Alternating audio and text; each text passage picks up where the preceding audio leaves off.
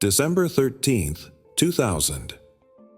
The John B. Connally Unit in South Texas loomed under the fading light of dusk, its towering fences crowned with razor wire. Guards moved through the prison with practiced indifference, another shift ticking by in what seemed like an unbreakable cycle. Inside, the air was thick with resignation, the weight of men serving life sentences, knowing that the outside world had long since forgotten them. But 7 prisoners had not forgotten. They had been waiting, watching, and plotting. For weeks, maybe months, they had studied every inch of the prison, every weakness in its design, every flaw in its operation. They knew the guards better than the guards knew themselves, who was corruptible, who was careless, and who could be easily fooled. And they had a plan. The anatomy of an escape. Unlike reckless inmates who dream of scaling fences or digging tunnels, these men understood that true escape didn't come from brute force, it came from control. To walk out of one of the most secure prisons in Texas, they would have to become the system itself. Step 1. Create a distraction. Step 2. Seize control of key prison areas. Step 3. Walk out like they belonged. It all started with information. George Rivas, the mastermind of the group, had spent years observing the prison's daily routines, memorizing the exact times guards changed shifts, where they stored their radios, which keys unlocked which doors. The others followed his lead, gathering intelligence that would prove invaluable when the time came. They needed weapons, not just knives, but firearms. The prison armory was off limits, but they knew that officers frequently left their sidearms in lockers while on duty. It was a risk, but one that had to be taken. They needed disguises. Prison guards wore standard uniforms, khaki pants, button-up shirts, and black boots. If they could strip guards of their clothing and radios, they could move undetected.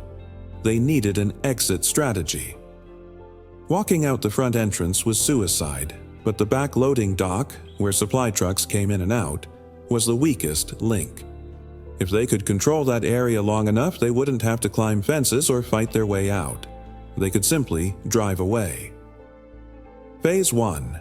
The Takeover. It began just before noon, a carefully timed disruption in the prison's maintenance area.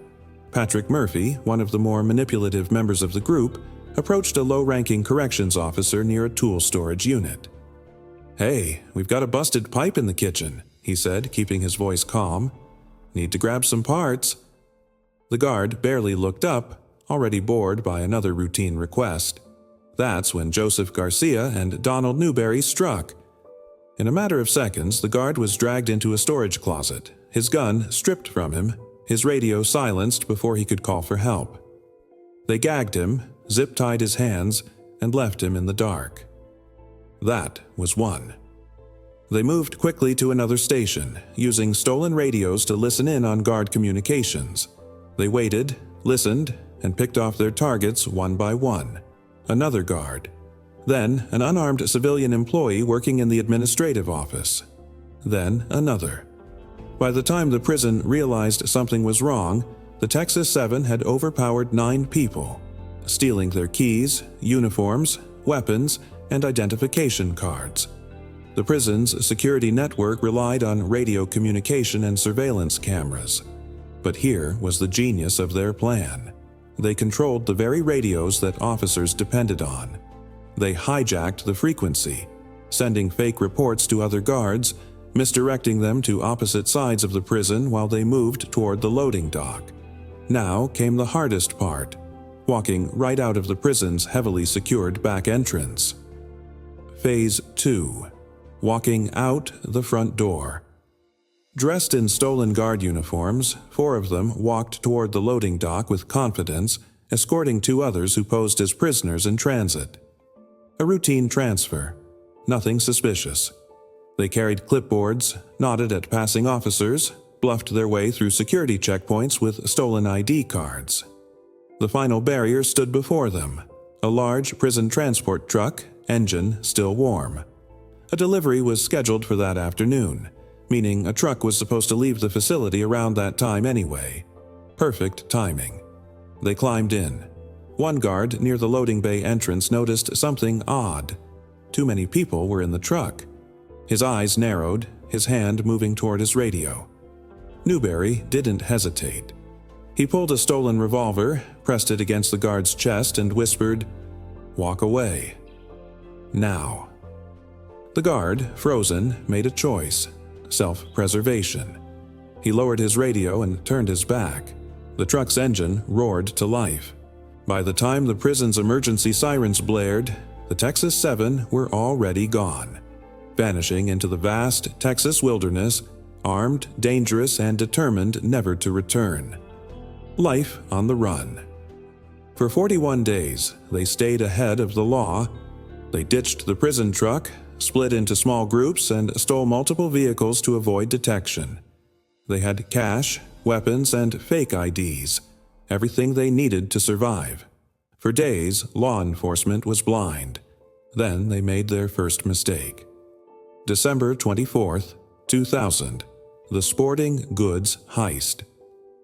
A Christmas Eve robbery at a sporting goods store in Irving, Texas would be their downfall. They needed more weapons, supplies, everything to sustain life on the run. Dressed in stolen tactical gear, the Texas Seven stormed the store, using military-style precision to take control in minutes. But Officer Aubrey Hawkins, a 29-year-old police officer, arrived just as they were loading stolen firearms into their truck. They could have run. They could have vanished. But instead, they unleashed a storm of bullets. 11 rounds hit Officer Hawkins. Then they ran him over, ensuring he wouldn't survive.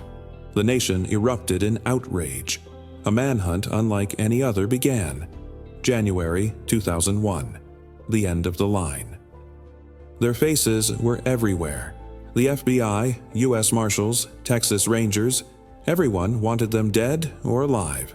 In a remote RV park in Woodland Park, Colorado, they were finally cornered.